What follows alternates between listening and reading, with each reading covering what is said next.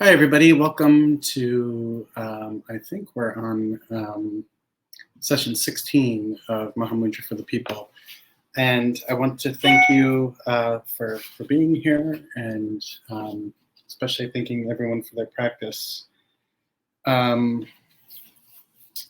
think we'll begin, as we have now the past couple of weeks,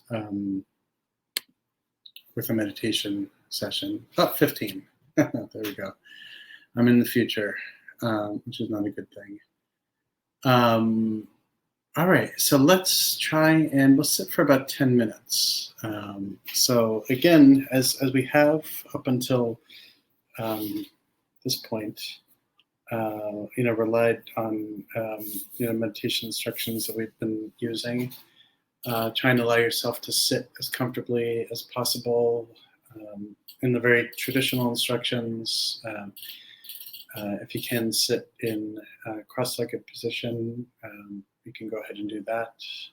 If for some reason that's not comfortable, please feel free to sit however is comfortable. The main thing is that we want to be alert and focused, but obviously not overly so.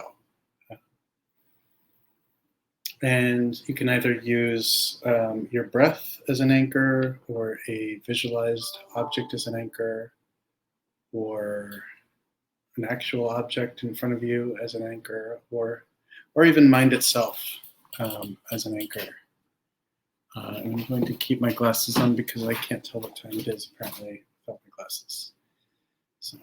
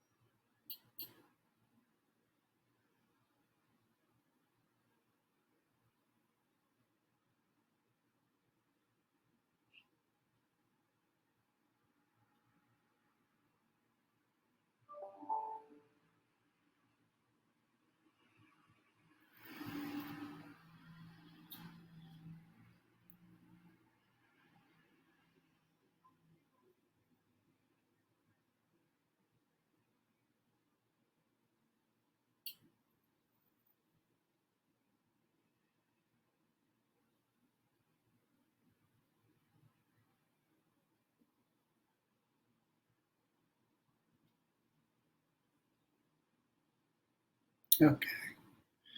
Slowly bring your awareness back to this virtual gathering.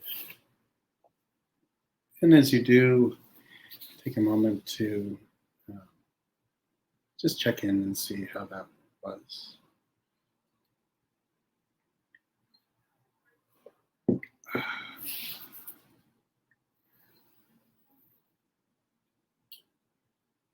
Yes. So I hope everyone's doing well. So as I've been doing, I'm going to share a text, that touches on practice. This one's going to be a little bit different. I think maybe it will be experienced differently because our practice sometimes can be treated as a way, or situated or oriented as a way of kind of checking out sometimes with what's hard. And, sometimes we cycle into that experience. Sometimes we cycle out. It's something to be aware of, not necessarily something to, judge. I haven't begun to watch this series, but I might tonight. There's this documentary series called Unwell about the wellness industry. And I'm curious about it just because there's all this like scandalous tantric sex stuff, but I'm also really interested in how we check out, and how we use spirituality to check out from difficult experiences. And sometimes the difficult experiences are the experiences that bring us back to what we're experiencing in this moment, right? Or what this this life feels like or is about right now. And the practice of Mahamudra, it's not to say, that it's something where we need to come back to how broken or shitty or difficult this moment might feel.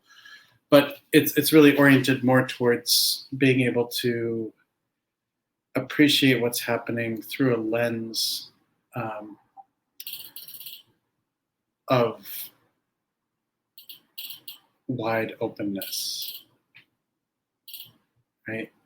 And why this is important is because it allows us to be able to see things a little bit more clearly. And often that which is very difficult for us is difficult because the perspective through which we're examining it, or the way in which we're experiencing whatever is very hard, is preventing us from really recognizing our true nature. Right? Our true nature is timeless, vast, ultimately pure, and yet we will find ourselves cycling either, over the course of a week or a month or a day or an hour or a lifetime or less, a decade, cycling into these stories that, really are not true. They're true in the relative sense, in that we may have gone through certain experiences, but at the end of the day, like, our true nature is much more light and hard to pin down, and not a product of a lot of the stories that we struggle with, regularly in our lives. And I can say that I know that because I struggle with those stories too. So we're going to focus on a meditation instruction that comes from a meditation teacher who's known as Shabkar. And Shabkar lived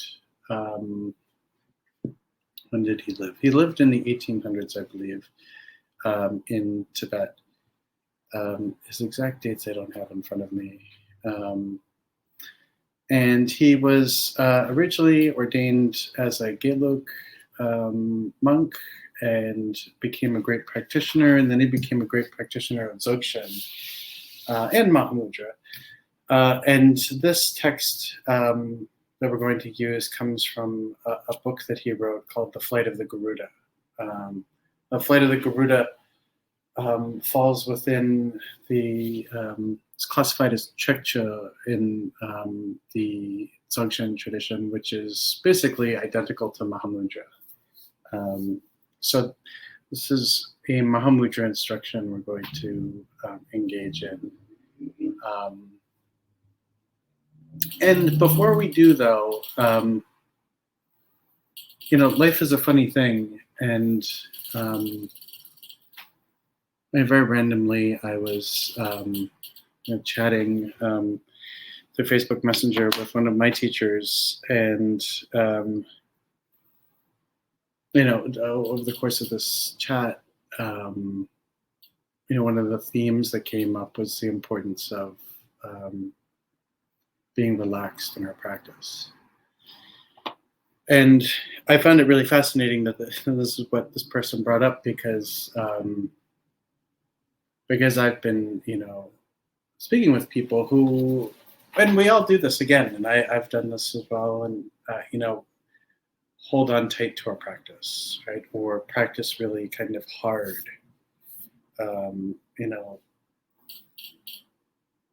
as if we're trying to generate something, right? And with practices like Mahamudra,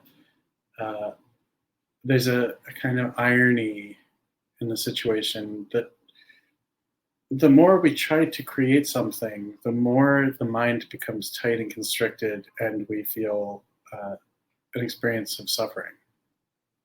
And the more we're able to relax into the moment, relax around what comes up, right? The reality, the seeming reality of feelings, emotions, memories, thoughts, all of that. Yes, we experience them in practice, but they're not things that we need to necessarily hold on to. And yet it can be challenging, because sometimes we really do buy into the storylines that are kind of predicated on the experiences that might arise, which then makes everything feel all the more real.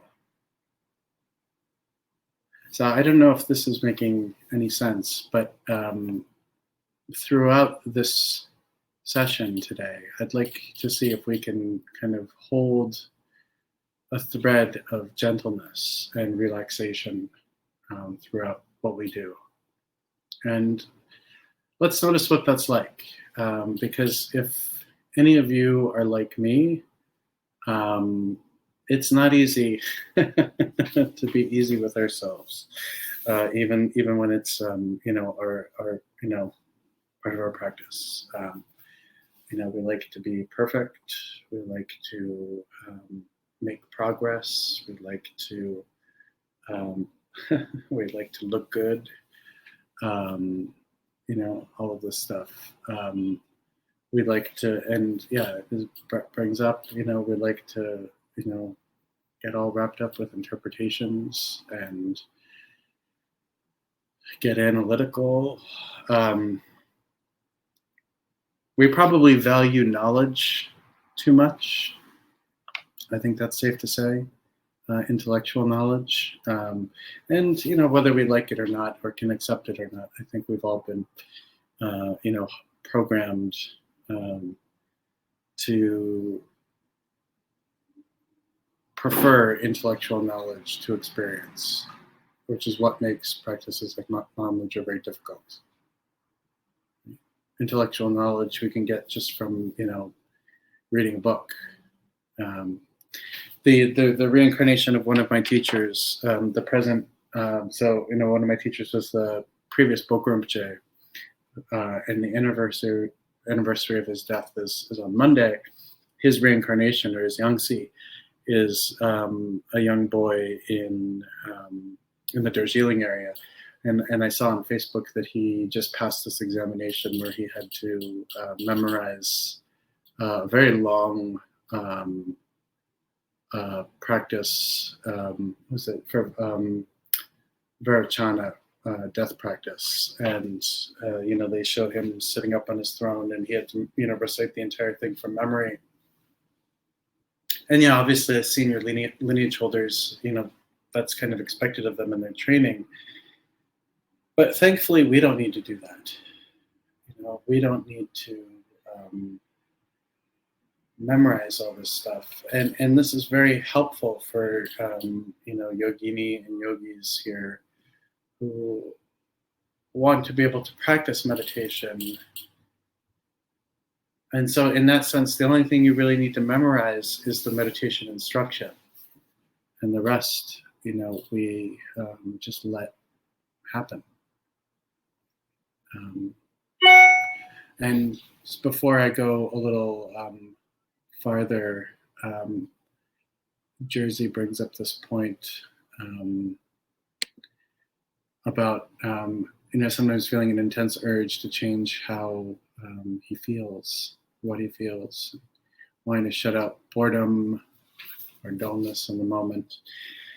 And that is going to be the next thing we're going to look at in this session, is wanting to change things. So and the other interesting thing is that I tend to, or at least this is me, when I give people advice to relax, sometimes I feel like they're not taking me seriously. They're like, he's telling me to relax. I need to get all tough and really get enlightened. And it certainly doesn't work like that. The more effort you put in this really intensive way, the harder it goes. And so I think this is why emotions can lead to profound spiritual experiences, very intense emotions and emotional states that we can't turn off, right? When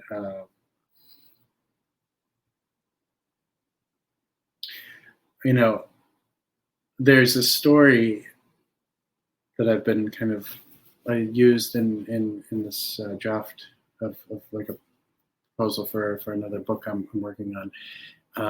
That's very salient and kind of to this point, where the Mahasiddha Virupa, a great tantric yogi in India, was supposedly is wandering through India and happened through a town because he kind of had a sense that there was this woman in the town who would be a good student, somebody who he could teach, who would, ultimately become enlightened. And it turned out that this person was a housewife, so she was married, and she, most of her work was domestic. It was taking care of the family. It was cooking. It was cleaning. From the moment she woke up to the moment she went to sleep, her work was to care for her family.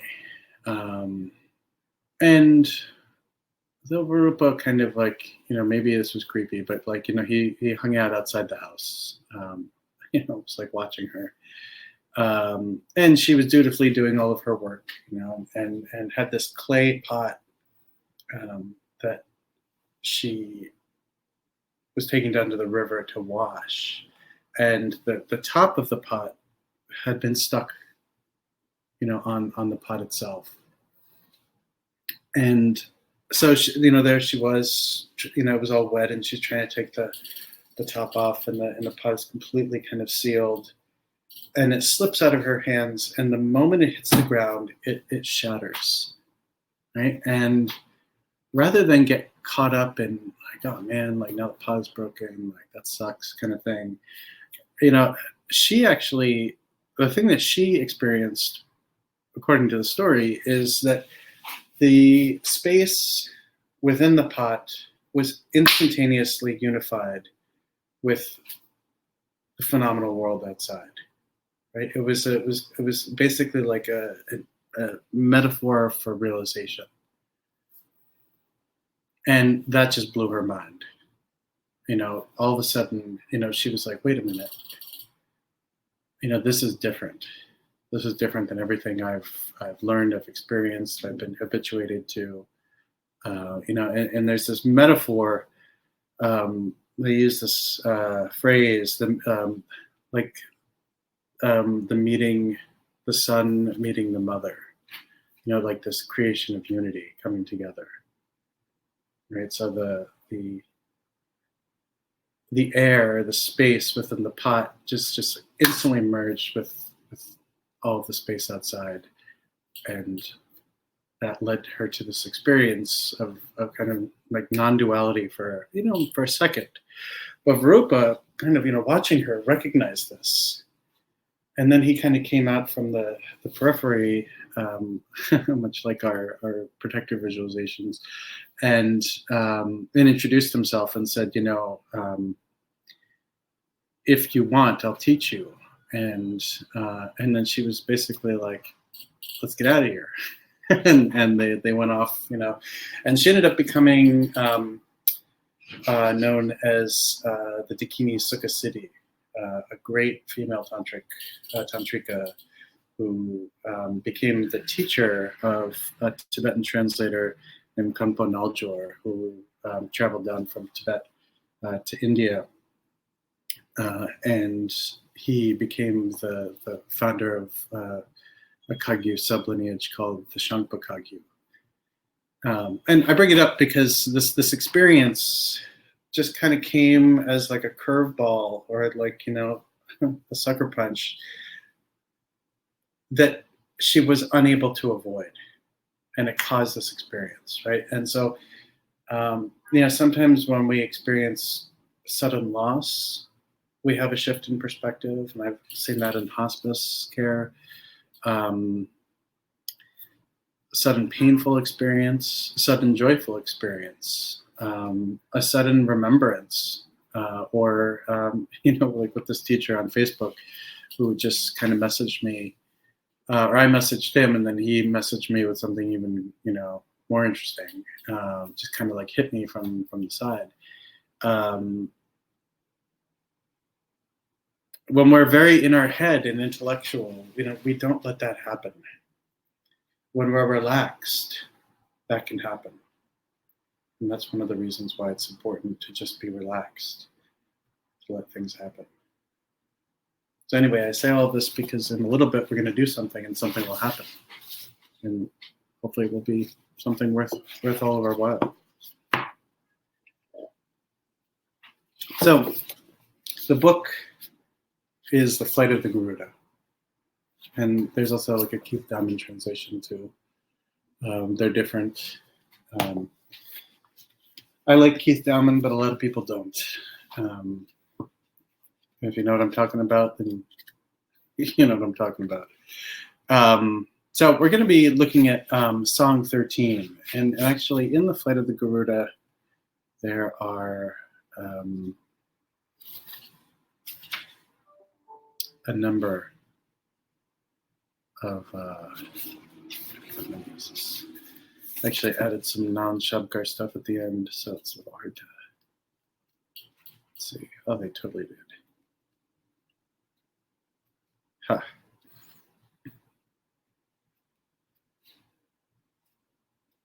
Okay, 23 songs. So again, as we've done before, sit as comfortably as you can. If you want to lay down, go ahead and do that.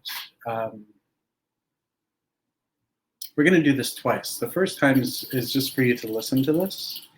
And then the second time, I'm going to ask everyone to be kind of in a little bit of a meditative experience, and we can do this together.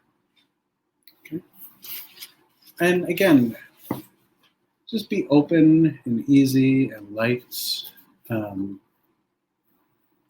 Even though this is a Trekcho or Mahamudra instruction, we don't need to be overly intense about it. We don't need to change our names or wear special clothing after this. We get to be ourselves straight through this. Hopefully that's not a disappointment. Amo. Listen once again to the song of this renunciant. Contemplate how others have inflicted harm upon you in the past. How they accused you, struck you, and beat you. How you were put to shame and deeply hurt. Recollect it thoroughly in your mind and allow anger to arise. The moment it arises, look directly into its essence. Observe that which is angry. Where did it come from first? Where is it now? Where will it go at last? See whether or not there's a shape or a color and so on. Observed, it is primordially empty. There's nothing there to grasp. Without abandoning anger, it is mirror-like wisdom. Imagine in your mind with vivid detail a person of captivating beauty, or whatever you desire to eat, or whatever you like to wear, or whatever you may long for. Reflect on these and allow desire to arise. The moment it arises, look directly into its essence. Observe that which feels desire.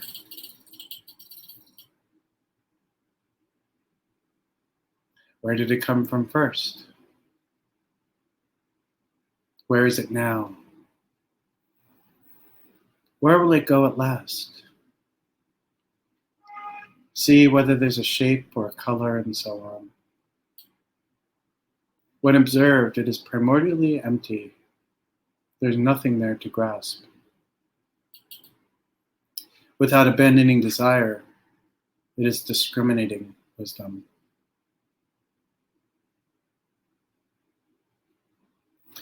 When you feel sleepy, drowsy, or dull, allow this dullness to arise.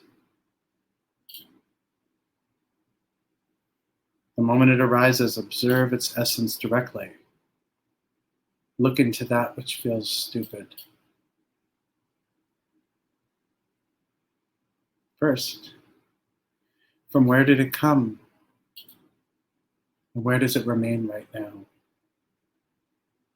And finally, to where does it disappear? Observe whether or not there is a shape or a color and so on. When observed, it is primordially empty, with nothing to grasp. Without abandoning dullness, it is Dharma Dhatu wisdom.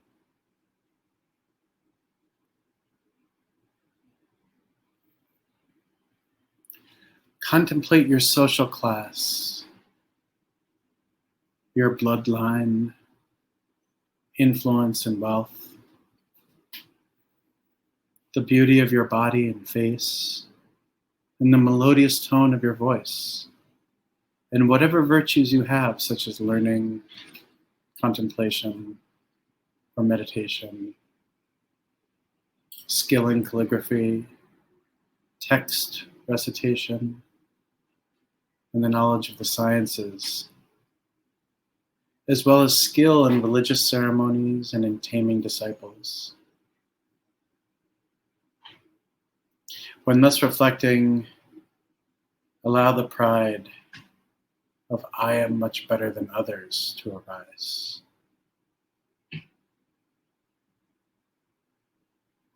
The moment it arises, look directly into its essence. Observe that which is proud. Where did it come from first? Where is it now? Where will it go at last? See whether or not there's a shape or a color and so on. When observed, it is primordially empty. There is nothing there to grasp. Without abandoning pride, it is the wisdom of equality.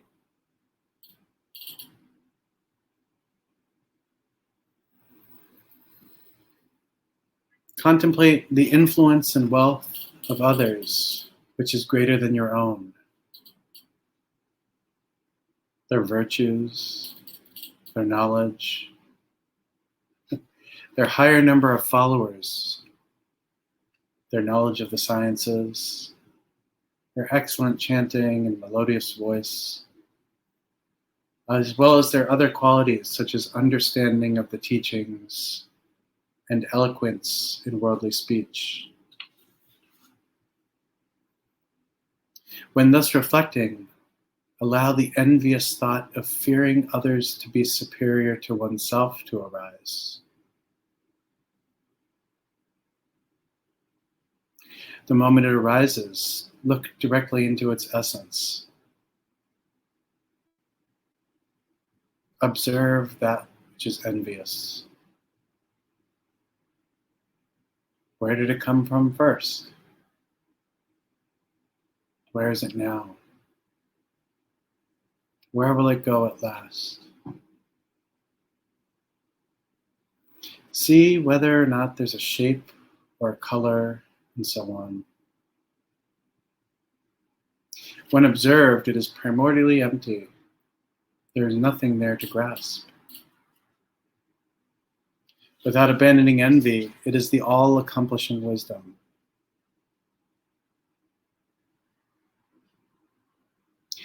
When you realize in this way, the disturbing emotions are wisdom.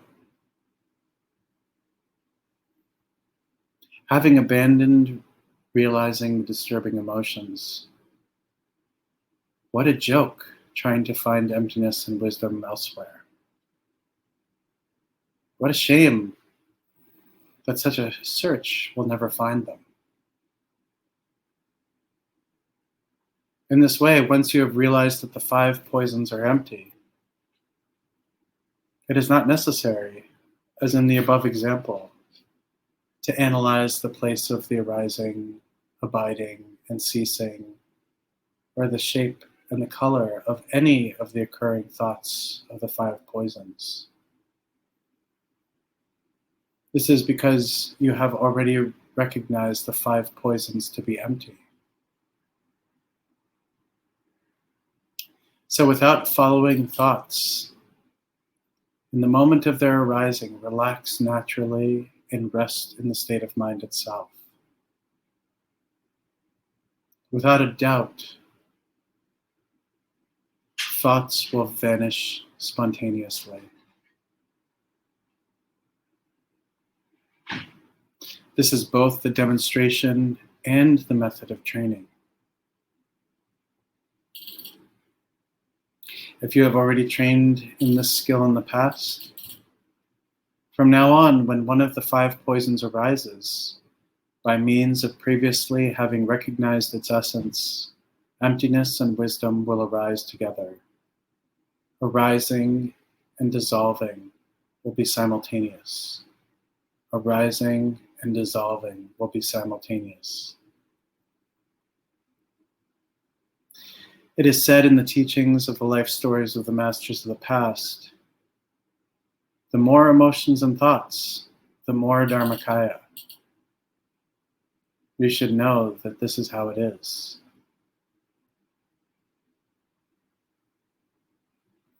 For beginners, when emotional thoughts arise, and when they arise too powerfully, it is beneficial to first analyze and then to rest. These are the oral instructions, so keep them in your heart. This was the song which indicates how to spontaneously free the 5 poisons.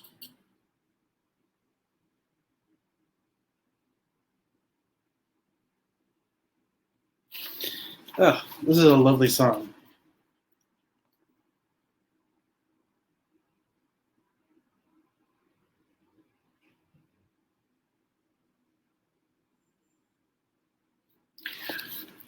So I think in a little bit, I'd like to try this with everybody, kind of in a slower way. And it's going to be a little bit of like an impromptu, like ad hoc jazz improvisational guided visualization, which we'll just kind of do on the fly and see how that works. But before we do, I want to see if there are any questions that anybody might have about this.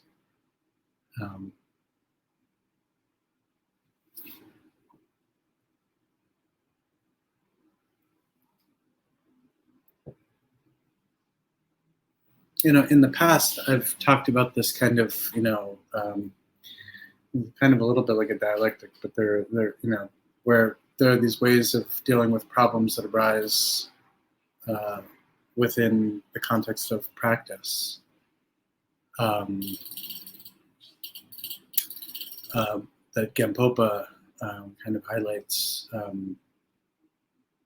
where you can avoid obstacles as they arise, transform obstacles as they arise, or rest in them. And this is a really good example of a meditation instruction that really gets to the heart of resting in whatever is arising.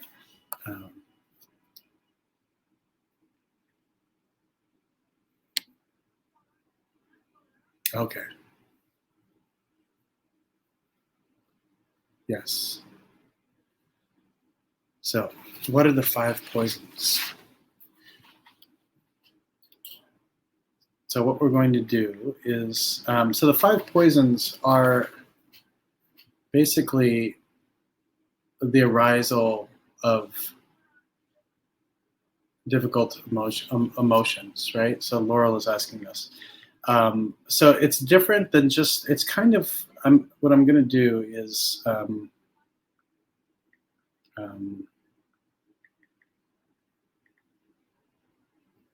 actually have them in front of me just so that I don't screw up.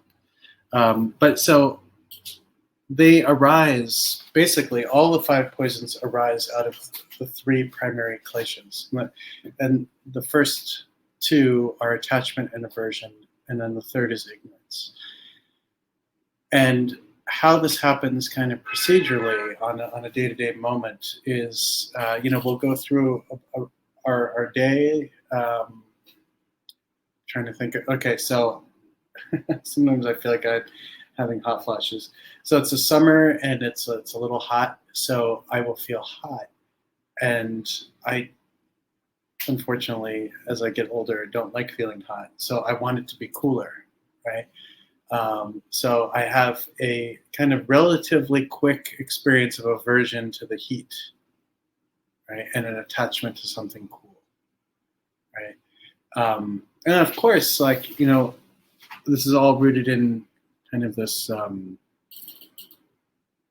the ignorance of having a binary relationship to whatever it is that's arising, a preference.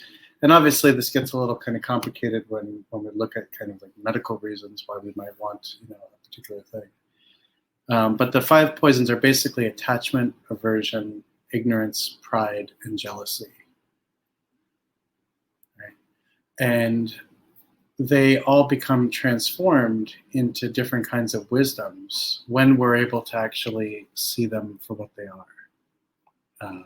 And so that's what this practice was. It was the seeing them for what they are is more a way, resting in the experience of how they can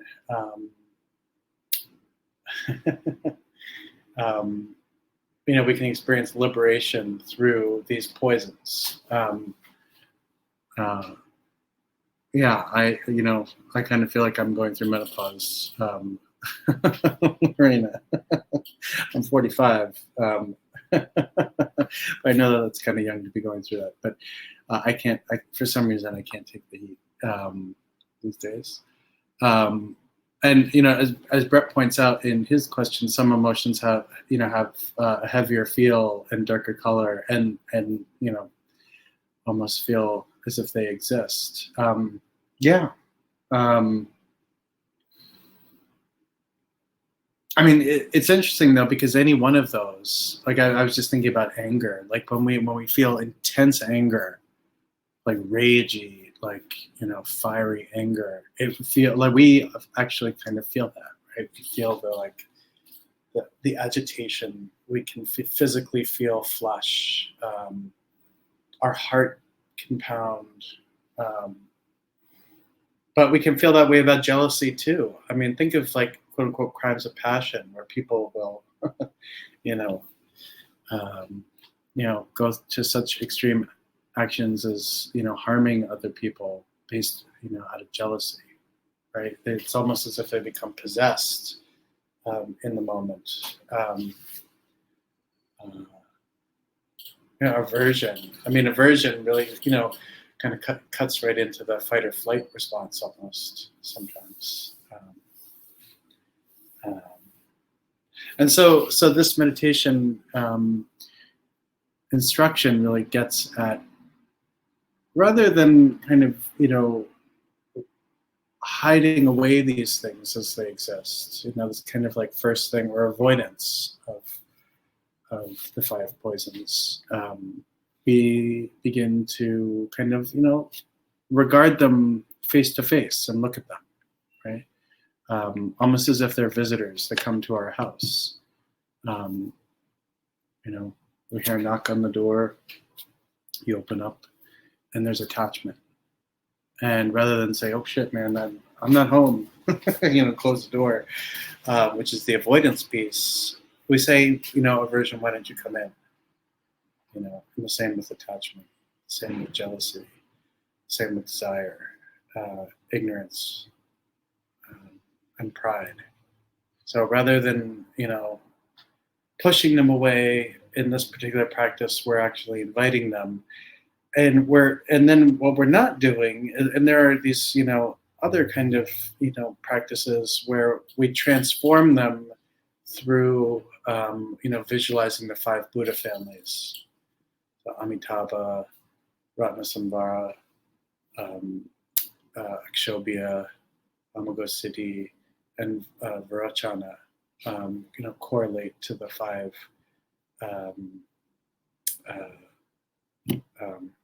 obscurations, or 5 difficult emotions.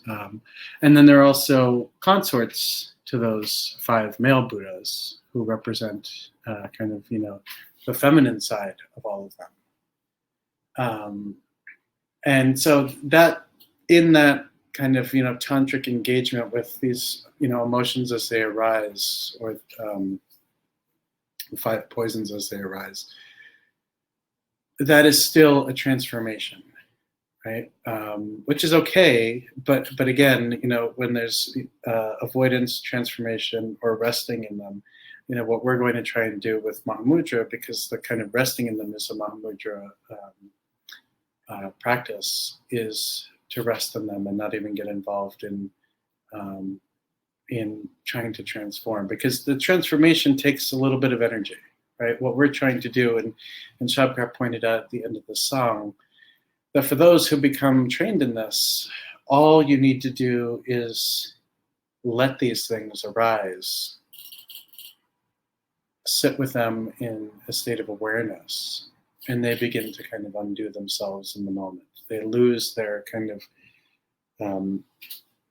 like internal core reactor that causes them to continue to be salient to our story.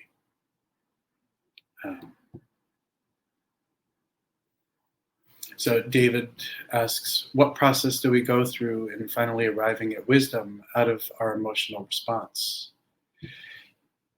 Well, I'm going to ask you to try and answer that question for you, or for all of us, as we do this, because I don't want to kind of taint this with an instruction. I'd like to see if we can go through this experientially.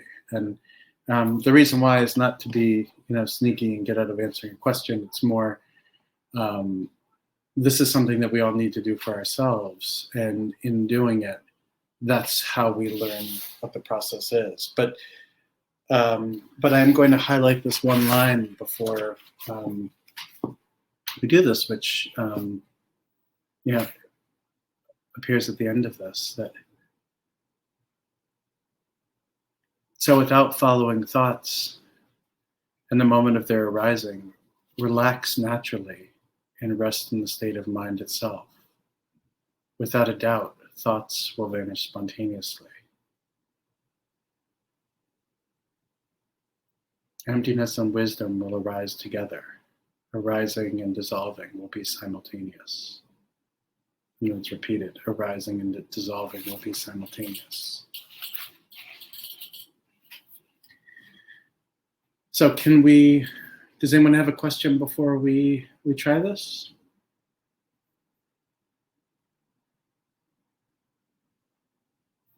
No? Okay.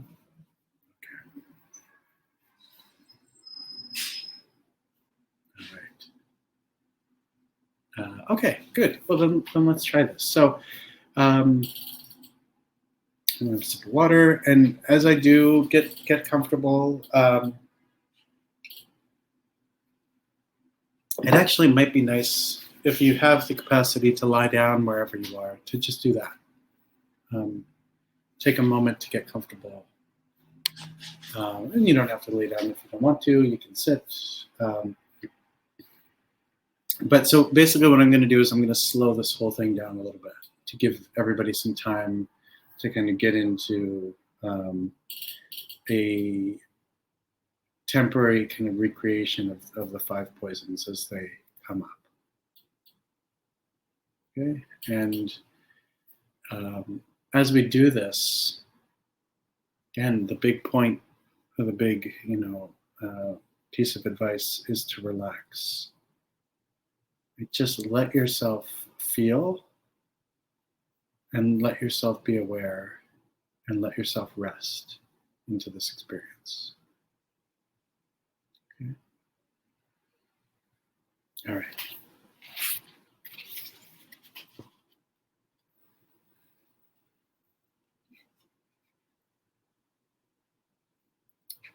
Emaho. Listen once again to the song of this renunciant.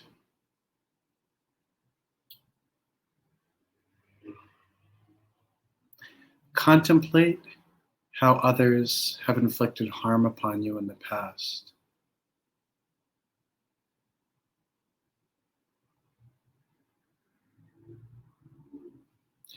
Try to bring to mind all of the ways that they accused you, and struck you and beat you, as well as how you were put to shame and deeply hurt.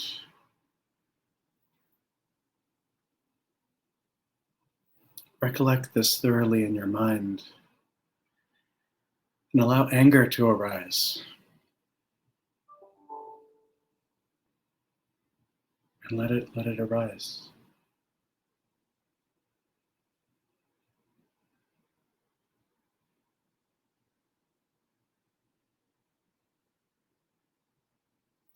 The moment anger arises, look directly into its essence. Observe that which is angry.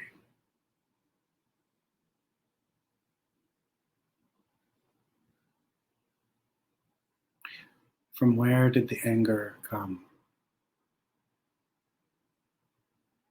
Where is it right now?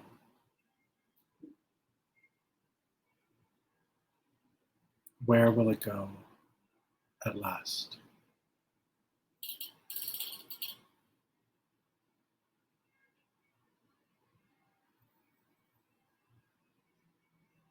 And as you look, see whether or not anger has a shape or a color.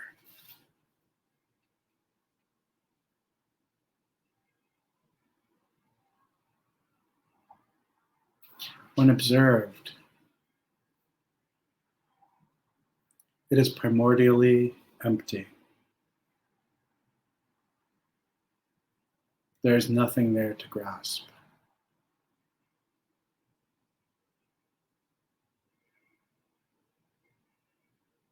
Without abandoning anger, it arises as mirror-like wisdom.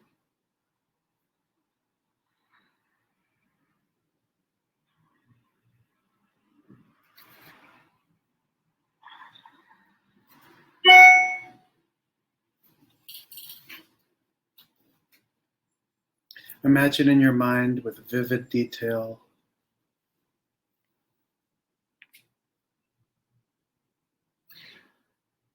a person who embodies captivating beauty.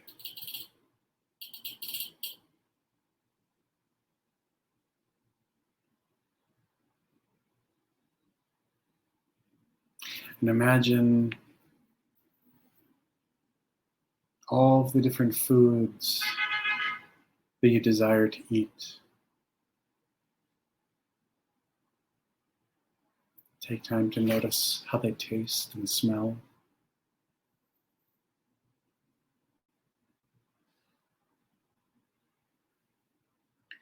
Take time to imagine all of the different things you like to wear, whether they're clothes or jewelry or shoes, some kind.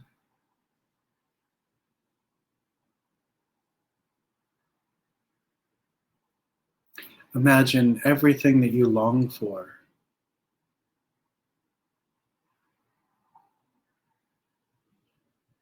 A beautiful home, a particular lifestyle,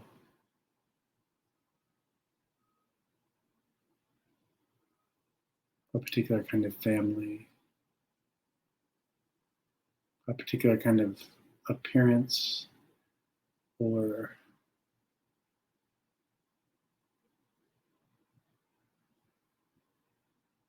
way that you arise.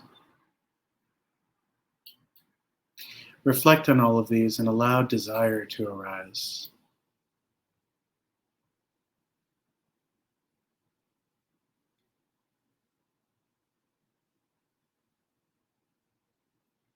When the moment desire arises, look directly into its essence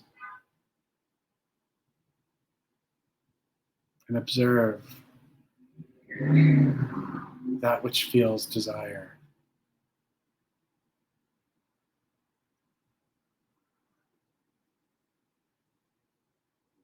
Where did it come from?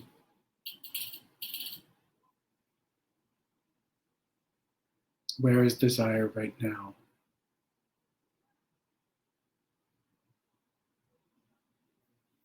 Where will it go when all is said and done?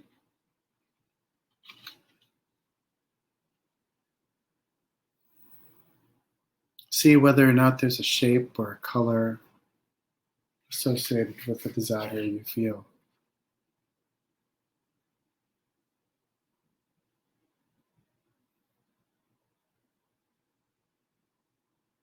When observed, it is primordially empty. There's nothing there to grasp.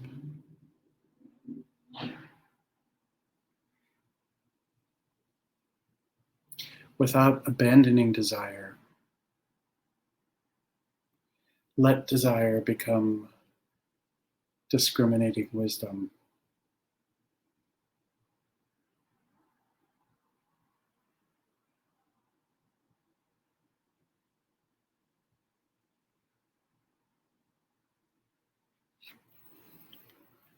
When you feel sleepy drowsy, tired,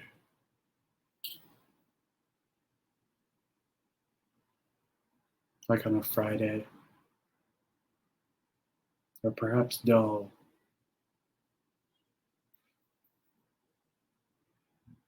Allow this dullness to arise.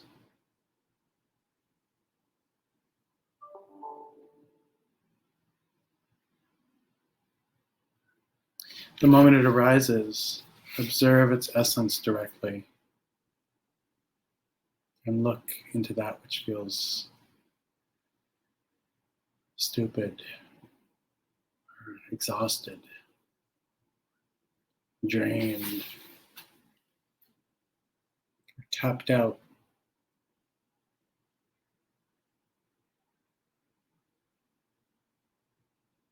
At first, try and notice where it came from.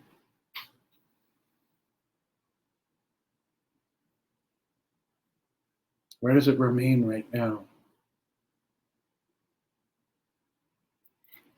And finally, to where does it disappear?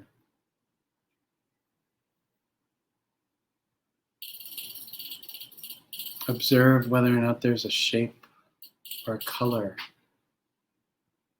associated with the sleepy drowsiness.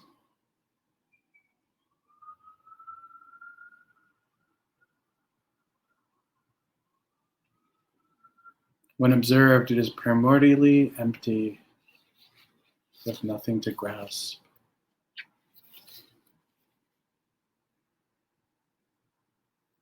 Without abandoning dullness,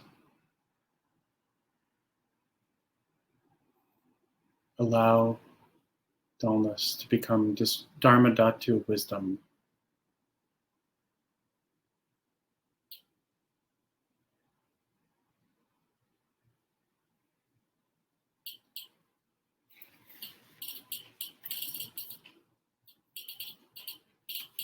And next, contemplate your social class, your bloodline, your influence and wealth,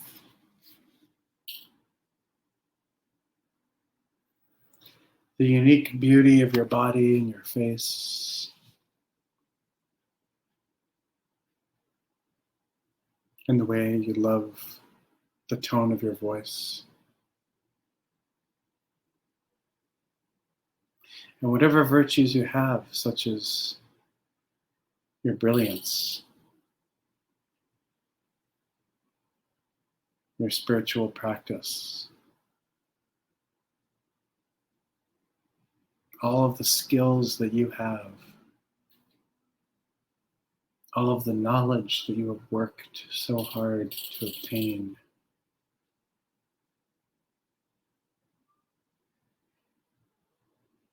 all of the specialization that's unique to you.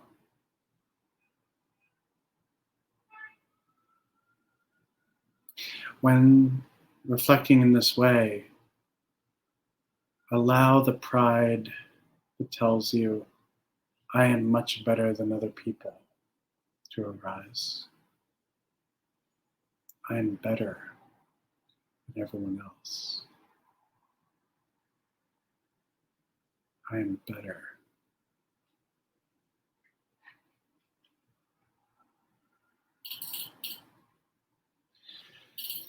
The moment that pride arises, look directly into its essence and observe that which is proud.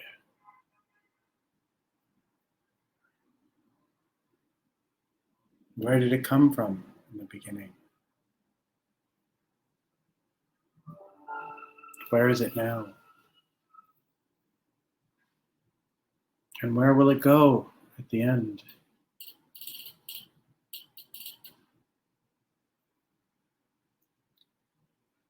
Take time to examine your experience of pride.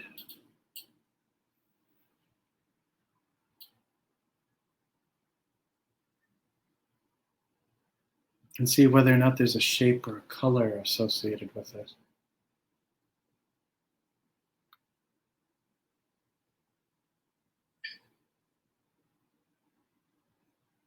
When observed, allow it to be primordially empty, because there's nothing there to grasp.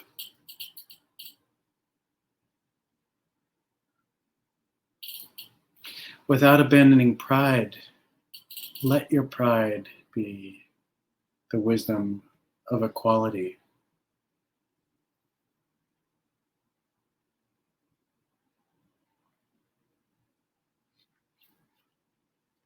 Next, contemplate the influence or the power or the wealth that others have, which is greater than what you have.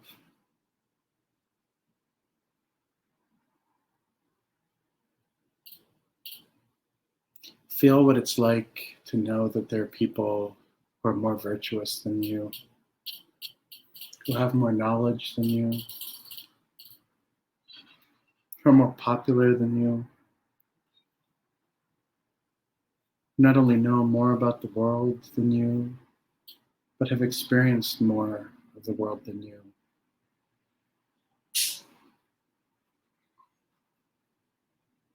Perhaps these people are also more beautiful than you, more appealing than you.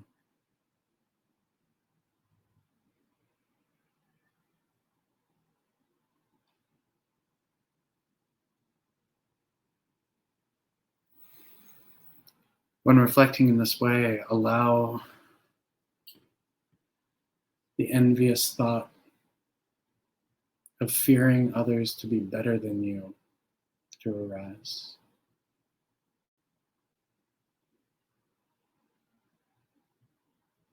That fear that others are better than you, deserved or undeserved,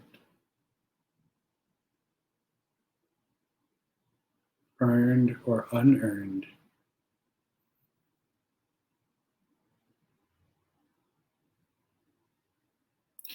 The moment this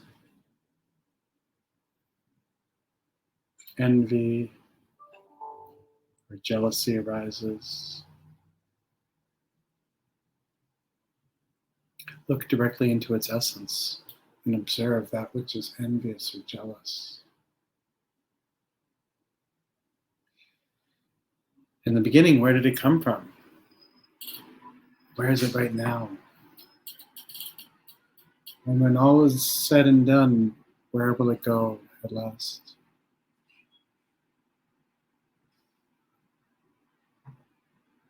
Take time to look and see if there's a shape or a color associated with this envy or jealousy.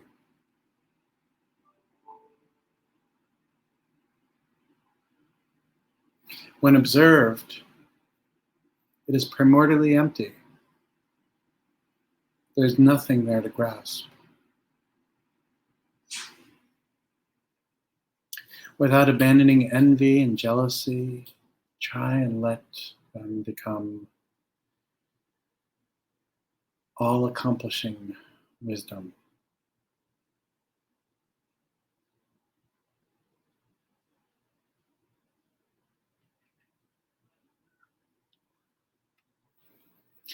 When you realize in this way that every disturbing emotion is wisdom,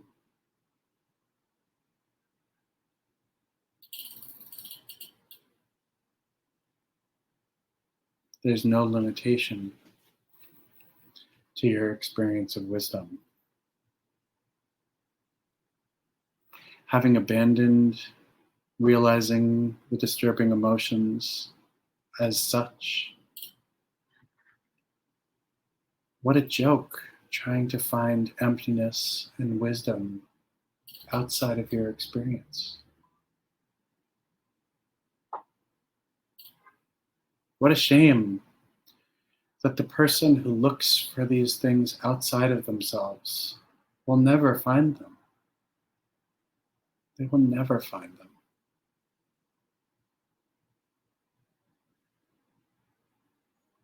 In this way, once you have realized that the five poisons are empty,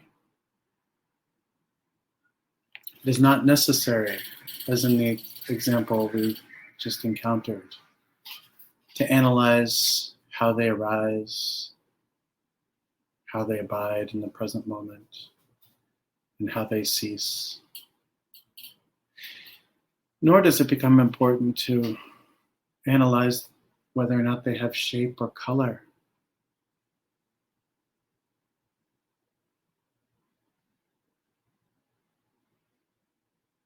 This is because you have already recognized the 5 poisons to be empty.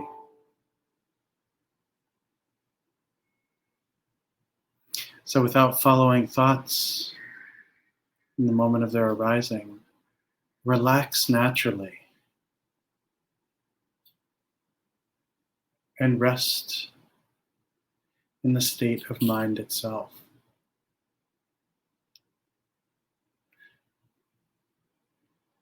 Relax in the way that Tilopa pointed out.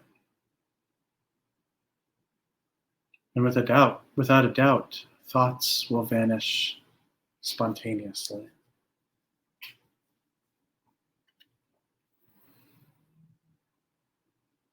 This is both the demonstration and the method of training.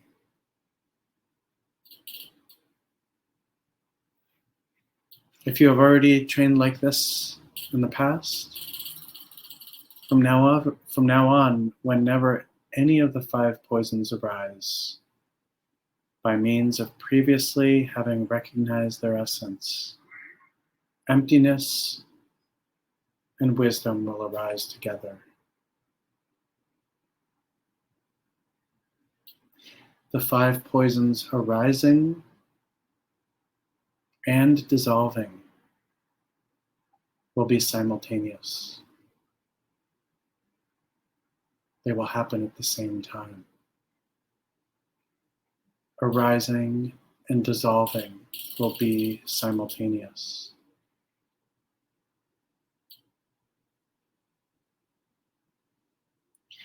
It is said in the teachings and life stories of the masters of the past, the more emotion and thoughts, the more Dharmakaya.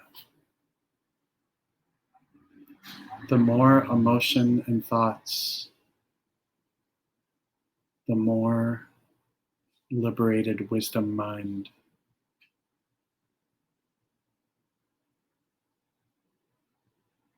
You should know that this is how it is.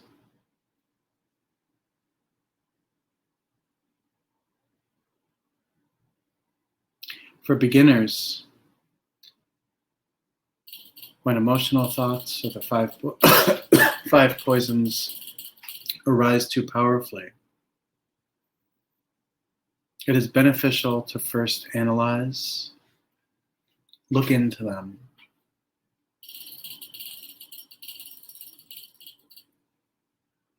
look at where they are, and then to rest. These are the oral instructions, so keep them in your heart.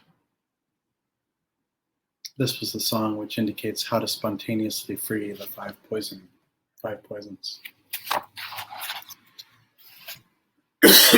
Excuse me. So we have about 13 minutes left. But I kind of want to come back to David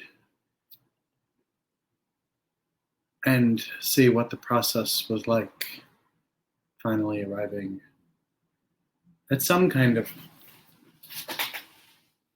deeper relationship with the way that the 5 poisons or any difficult emotion arises.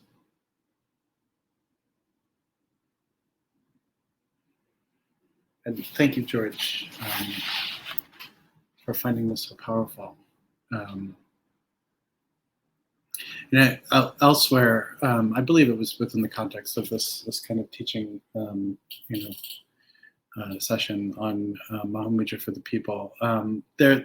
I've said that there's this phrase that we find where things are described as self-liberated, right? And this is exactly what Shabkar is pointing out, is that the arisal of thought or emotion, like the five poisons or any particular kind of klesha, as it arises, can be self-liberated in the moment if we can just let it be, right? Without chasing, right? Without wandering after it, without, especially let's say we're triggered by jealousy, like, oh man, like this person has all the stuff that I want and it's unearned and that really bothers me. And, we get involved in this whole story,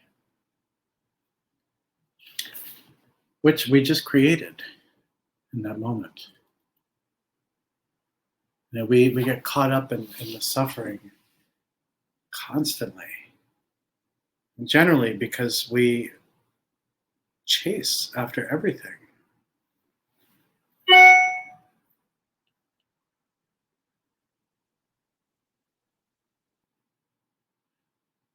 I think,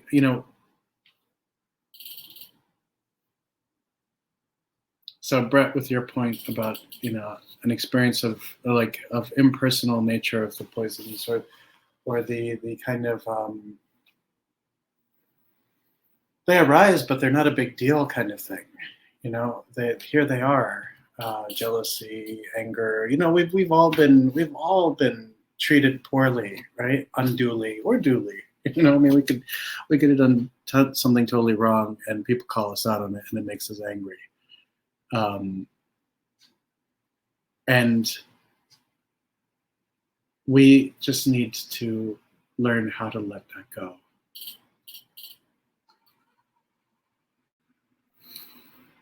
And so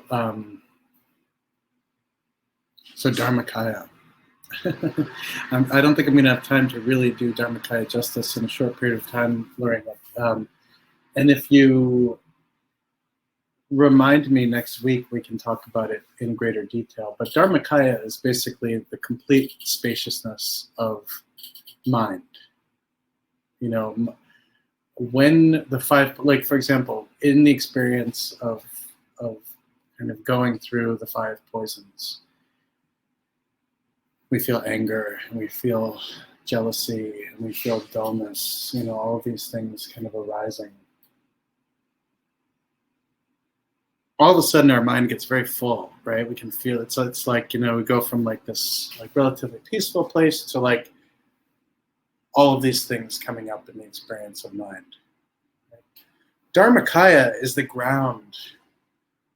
It's the endless spaciousness of mind. Right? When all of these things arise, thoughts, emotions, etc., when we're either new to practice or we have no relationship to practice of Mahamudra, they all feel so real and agitated and massive, and like they have gravity, and they cause us to react constantly.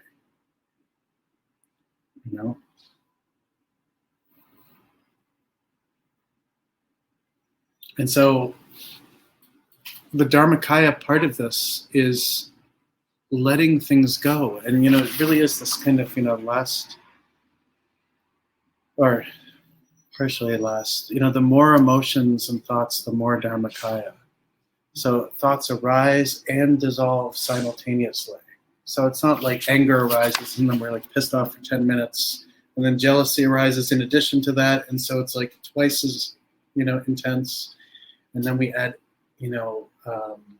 dullness, and then we add aversion, and all of a sudden it's just like, we feel paralyzed.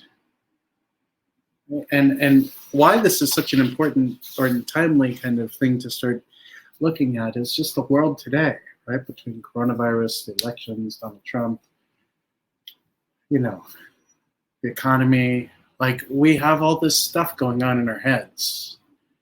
And the question becomes, can we let that arise? Because there's no, whether or not things are arising genuinely or not is not, the thing that we're seeking to answer, right? If you lose your job and you're stressed out, that is 100% of a justified natural reaction. But then if you're going to be tortured by it, right, that's where we have the ability to kind of put these practices into place, to be able to recognize that, yes, man, this is a terrible situation, and my mind is Dharmakaya,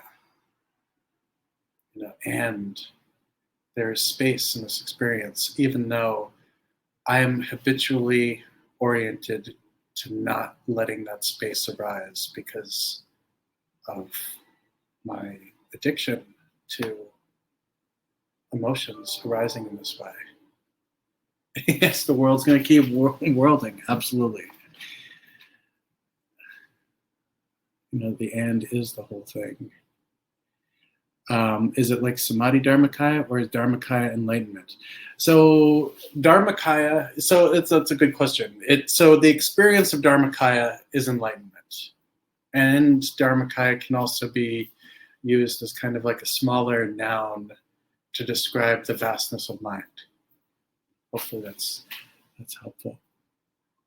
And kind of going back to David, just because I kind of, I didn't mean to kind of, point you out in this way, or put you in the hot seat, but guidance is necessary to some extent. Yeah, I mean, and Shabkar is the one who provided us with the guidance here. But experience is the essential way of learning how to let go. And this is that differential between, taking either one of these, translations of the Flight of the Garuda and memorizing it, and then reading all the kind of cross references we can and all that. I feel like that's okay, right?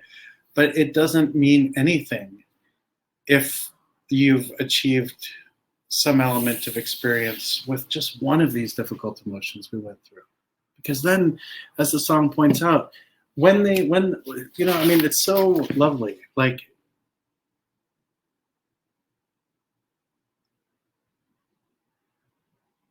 in this way, once you have realized that the 5 poisons are empty, it is not necessary to do everything that we just did. It's not necessary to analyze the place of arising or abiding or ceasing or the shape or the color of any thought. This is because you have already recognized the 5 poisons to be empty. So without following thoughts, in the moment of their arising, relax naturally and rest in the state of mind itself. Without a doubt, thoughts will vanish spontaneously. Without a doubt. This is where this relaxing, and I was talking a little bit last week about having faith in the practice, having faith in the process is important. So while this sounds like, if somebody's like, oh, what'd you do on Friday? And it's like, oh, I attended an online teaching on, liberating the 5 poisons. That sounds very fancy, but really, like all he's pointing out, let that which arises arise. Relax into that experience. Know the experience as it happens, right? Not in an intellectual way, but in an experiential way. Feel it, see it. There it is. And then just let it go. Don't chase. Don't be reactive. And don't go and, or but, or therefore, just let it be. Just, again, as if you're in a museum, which hopefully soon we'll be able to go to, and standing or sitting in front of a painting or a sculpture, just taking it in. Let these things arise that way. Be curious about them, but don't react. Don't get triggered. That triggering, or get triggered and see where that goes. Because I think this is the other piece of this. It's like, with these practices, there's no mistake you can make, because even if you get triggered, then you have the ability, when recognizing what it's like to get triggered, then you're like, now I understand. Like, man, like, I've got some serious sparks with anger, or jealousy really kind of gets the best of me. And then we know in that kind of space, like, okay, like, it might take me a little bit longer to recognize the spaciousness of the experience of jealousy.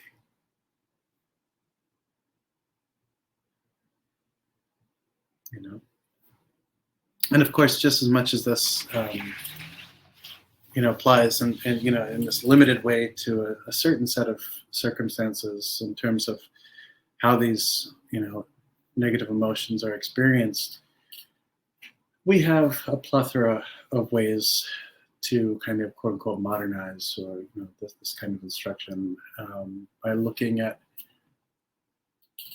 all of the intense things that are happening today. The environmental crisis,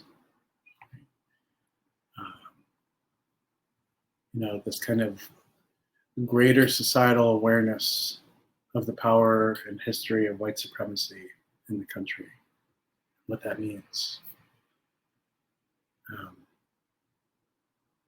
Again, struggling in a time of international health crisis, pandemic, in a nation that really isn't doing much to address that. Fear around being sick, which is totally legitimate. What is that experience of fear like? We're so habituated sometimes to the thought, the idea that these emotions define who we are, and in a negative way, they do define who we are, that it can be very uncomfortable to just let them go. We become very addicted to our suffering. And once we realize, the power of letting things go, and that we don't die if we let things go, we don't dissolve, we don't cease to exist, right? That we can keep living our life, but we've just let go. We've let the thing arise and just let it move on to the next thing. So anyway, I wanted to share this with all of you. I'm exceptionally grateful for all of your practice and coming into this. And there's some good comments here. But so my curiosity is whether or not everyone can do this practice for the next week and just experiment. There's going to be more news about the election that will provoke emotion. There's going to be more news about coronavirus because that's not going anywhere this week. So bring that into it if that's real for you. If anybody has kids and they're like, oh my God, what's going to happen with schools? Like, bring that to it. If you have the benefit and the joy of being somebody like Wambui, who can witness the horror of the American experience from afar, then use that and tell us what that's like. But I think this is a really profound way of being able to move into the intensity of what this fall may bring, either with respect to the election or with respect to this kind of co-rising of coronavirus and the flu season. Just a lot of stuff. And Wambui, like, I know there's emotion where you live too, in your world. So whatever it is that arises for you, to bring to this. And, we don't have to report back that like, oh man, I suck at this. But it's just, this is all about learning about ourselves, right? Learning about our process, learning about what's hard, and then simultaneously also celebrating where we can be successful in doing this, because we can be successful.